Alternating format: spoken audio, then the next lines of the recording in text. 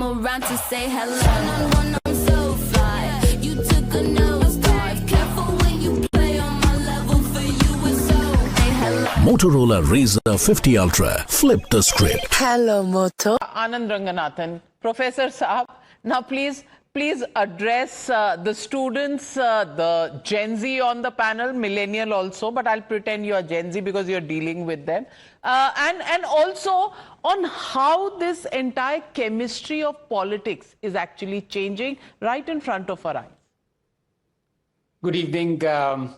I dare not address you in an age bracket, but you yourself call yourself a boomer. So good evening to you and to everyone out there. But I'm mother to a Gen Z and grandmother to a Gen Alpha, so don't take me lightly.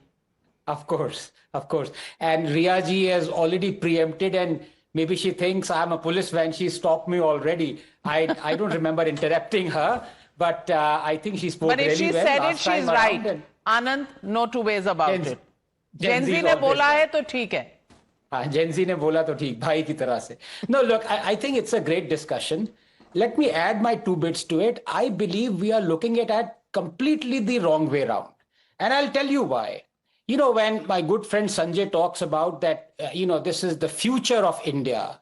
Well, the future of India would be very bleak if we do nothing about the present of India.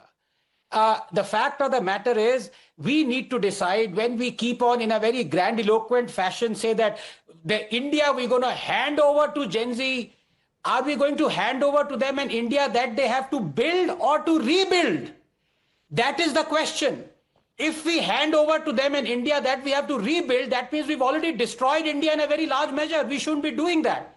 So I think all politicians, all political parties should be concerned not about Gen Z, but to a generation previous to that. Because what does the data say? 84% of all Indian Gen Zs live with their parents. That's a fact. 76% of all Gen Zs trust most their parents and their parents' political opinions.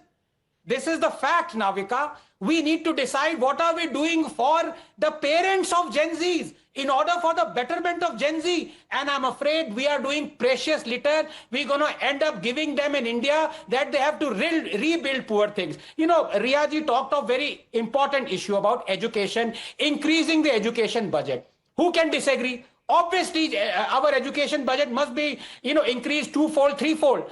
But then it is the Gen Z that needs to realize that everyone has to click. Everything has to come into place. There is no money that is going to drop from heavens. We got to generate that money. How do we generate that money so we can spend more on health or education? We can generate it by doing privatization, by having farm reforms. All those reforms, every political party is dead against. How are you going to get money to be able to spend it on the things that Gen Z wants?